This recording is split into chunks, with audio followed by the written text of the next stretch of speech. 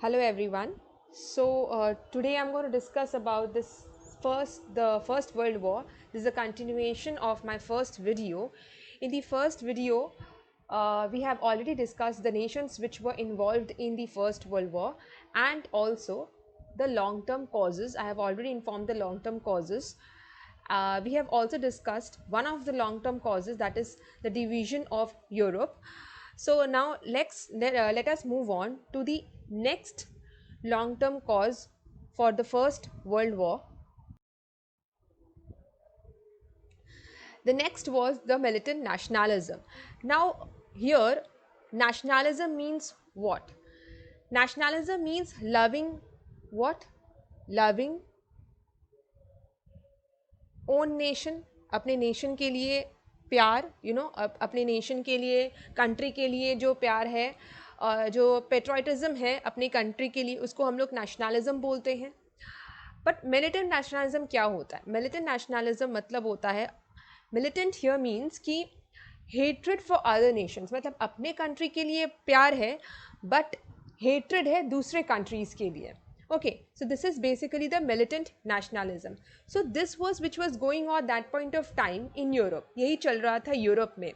Europe में there was basically aggression था, hatred था amongst each other. एक दूसरे के लिए बेसिकली एक हेट्रेड आ गया था कंट्रीज़ के बीच में, नेशंस के बीच में. ठीक है, तो उस टाइम पे एक वॉर हुआ था बिटवीन फ्रांस एंड जर्मनी. यहाँ पे पर्शियन वॉर, बेसिकली यहाँ पे जर्मनी है, तो there was already a war between France and Germany.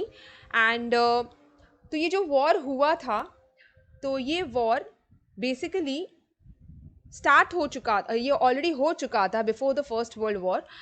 And now what had happened that कि जर्मनी वॉज वेरी पावरफुल. ठीक है, जर्मनी एक बहुत पावरफुल नेशन था, ठीक है, कंट्री था. एंड वो बेसिकली जर्मनी ने टुक ओवर कर लिया, कंट्रोल कर लिया और बेसिकली डिफीट कर दिया था फ्रांस को. ठीक है, अब Germany have already captured a lot of area in France, ठीक है, डिफीट करके. तो बेसिकली यहाँ पे क्या हुआ था, फ्रांस के अंदर में ये एक रिवेंज का, देयर वाज अ रिवेंज, एक रिवेंज का भावना आ गया था कि हाँ, कि जर्मनी ने काफ़ी पार्ट्स, क्योंकि फ्रांस का कंट्रोल कर लिया था, कैप्चर कर लिया था अपने अंडर में. तो दैट इज़ द रीज़न ये हेट्रेड और जो फ्रांस के अंदर था, एक रिवेंज का जो पावर था अंदर में, जो था कि हाँ मुझे जर्मनी को अगेन उससे रिवेंज लेना है. तो ये एक वन ऑफ द कॉज था जो फर्स्ट वर्ल्ड वॉर में देखा गया था. ओके, नेक्स्ट हम लोग आते हैं the third cause, that is the militarism and armament race. Okay, अब यहाँ पे क्या हुआ था, Germany was already very powerful. हम लोग I have already told at that point of time Germany was very powerful. तो जर्मनी ने अपना ही नेवी एंड पावरफुल आर्म्स वगैरह प्रिपेयर करना चालू कर दिया था. ऑलरेडी पावरफुल था वो. ठीक है, तो वॉरशिप्स वगैरह started preparing the best worship और पावरफुल नेवी वगैरह ऑलरेडी जर्मनी में था. ठीक है, now Germany had lot of colonies in Africa. अब कॉलोनीज का मतलब क्या होता है, what you understand by the word colonies? Colonies मतलब ये होता है, जर्मनी ने बेसिकली अफ्रीका में लॉट ऑफ पार्ट्स को, एरियाज को कैप्चर किया था अफ्रीका का. ठीक है, और उसको अपना कॉलोनीज बना, उसके अपने अंडर में कंट्रोल करके रखा था. ठीक है, तो इसकी वजह से क्या हुआ था, ब्रिटेन एंड रशिया जो था वो basically they also wanted these type of colonies कि उन लोग अपने अंडर ला सके अफ्रीका को. अपने अंडर जो अफ्रीका के जो छोटे और जो कॉलोनीज थे, जैसे जर्मनी ने कॉलोनीज बनाए थे, सेम अब ब्रिटेन एंड रशिया भी कोशिश कर रहे थे कि हाँ, they also wanted to capture these kind of colony, prepare colonies like Germany अपने अंडर में. तो बेसिकली जर्मनी ने क्या किया, इसके वजह से जर्मनी ने ऑलरेडी, क्योंकि ऑलरेडी पावरफुल नेशन था, ऑलरेडी पावरफुल अपने आप को बना रहा था, पावरफुल नेवी एंड वॉरशिप्स बना रहा था. तो basically one of the warship, यहाँ पे देखो, इम्पेरेटर वॉरशिप था, one of the largest in the world at that point of time, which was build by Germany. ठीक है, so Germany did not wanted कि ये जो ब्रिटेन और Russia was trying to build up अपना colonies in Africa, Germany ये नहीं चाहता था. That is the reason it had become so powerful कि अपना नेवी पावरफुल बनाया, अपना वॉरशिप्स बनाना चालू किया, ताकि अफ्रीका के जो दूसरे एरियाज़ है वो रशिया एंड ब्रिटेन कैप्चर ना कर पाए. Okay okay, so this was basically क्या हो रहा था यहाँ पे, एक आर्म्स रेस चल रहा था. There was a arms race which was going on between all the countries here. Britain, France felt, so they basically were engage into an arms race. ठीक है, सब अपना अपना आर्म्स, अपना पावरफुल नेवी, वॉरशिप्स बनाना चालू किए. Okay, so this was militarism and armament race. Next we move on to the fourth one, that is a clash of imperialistic interest and colonial rivalry. अब ये क्या था? Now at that point of time क्या हुआ था कि industrial revolution start हुआ था. ठीक है, एंड इंडस्ट्रियल रेवोल्यूशन स्टार्ट हुआ था कहाँ पे? यूरोप में. It has started in Europe. Okay, अब इंडस्ट्रियल रेवोल्यूशन में काफ़ी इंडस्ट्रीज सेटअप हो चुके थे. Okay, in Europe. ठीक है, तो industries were already there in Europe. Fine. Industries were already, this industrial revolution has taken place in Europe. Already set up हो चुका था यहाँ पे. But industry setup तो हो चुका था, उसके लिए चाहिए क्या? Obviously उसके लिए चाहिए man power. And what else? Raw material. अब ये कहाँ से आएगा? Okay, there was a question, ये भी आएगा कहाँ से? So यूरोप ने क्या किया था? यूरोप ने because of that यूरोप ने अफ्रीका, एशिया, अब अफ्रीका एंड एशिया में अपने कॉलोनीज बनाना चालू किया. मतलब अपना अफ्रीका एंड एशिया में सर्टन एरियाज़ को कैप्चर करना चालू किया, वहाँ पे अपने कॉलोनीज बनाना चालू किए, और वहाँ से raw materials and man power को लेना चालू किया, यूज़ करना चालू किया. ऑब्वियसली तो इस पर क्या हुआ कि जितना ज़्यादा अफ्रीका एंड एशिया में, जितना ज़्यादा यूरोपियन नेशंस में जितना ज़्यादा कैप्चर करेंगे areas in Africa and Asia, उतना ही ज़्यादा उनको man power and raw materials मिलेगा. ठीक है, तो अब यहाँ पे क्या हुआ? अब यहाँ पे ऑलरेडी एक राइवलरी बन गया. किसके बीच में? जर्मनी, ब्रिटेन और डिफरेंट नेशंस, यूरोपियन नेशंस के बीच में कि I will also try to capture these parts of Africa and Asia. तो अपने ही बीच में, यूरोपियन नेशंस के बीच में ही एक फाइट हो गया स्टार्ट. एक it was like a rivalry, kind of a clash which had started in between, in amongst the European nation itself, that to get more manpower and raw materials. Okay, so this was also one of the causes for the war. Next we move on to the next part, next cause, that is the Balkan issue.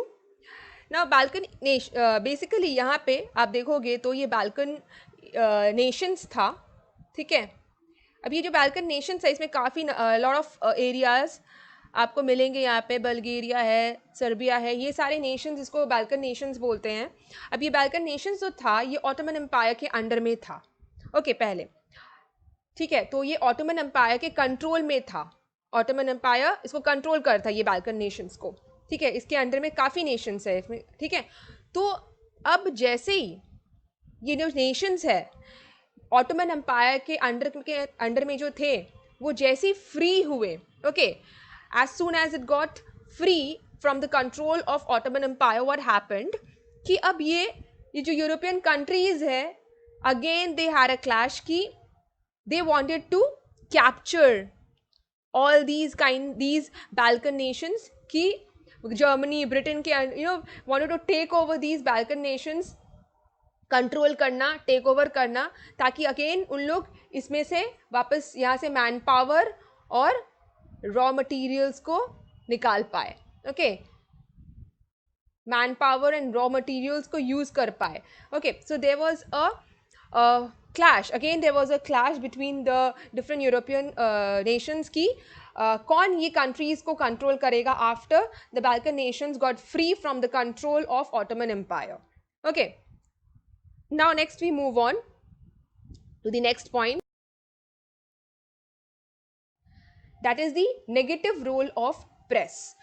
Okay, सो यहाँ पे we know that हम लोग को पता है civics में basically कि civics में डेमोक्रेसी का 4 पिलर्स, बेसिकली हम लोग को पता है 3 pillars of democracy, that is legislative, executive and judiciary.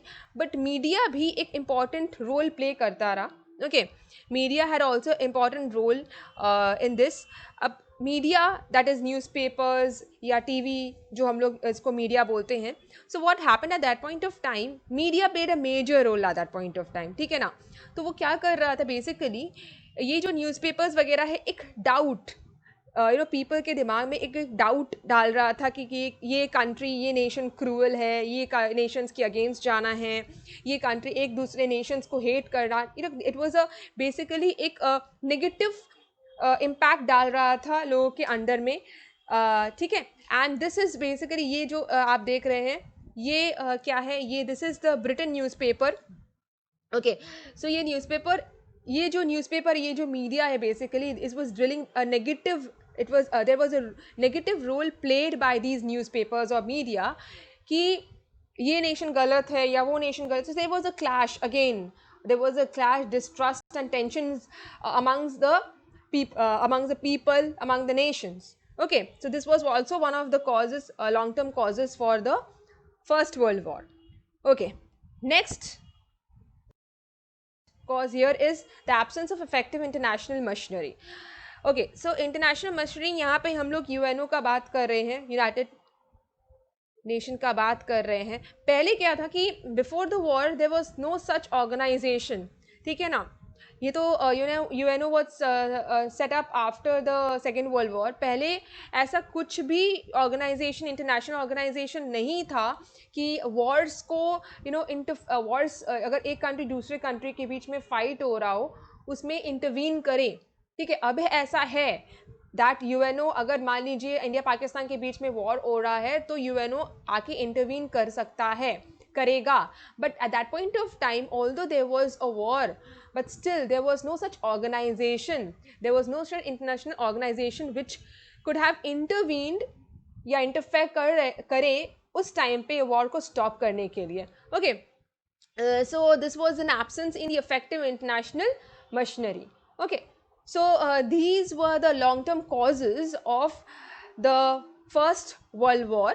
Okay, so I will again come up with the upcoming videos in which I will again discuss certain other parts of it would be a continuation of the First World War. Thank you for watching.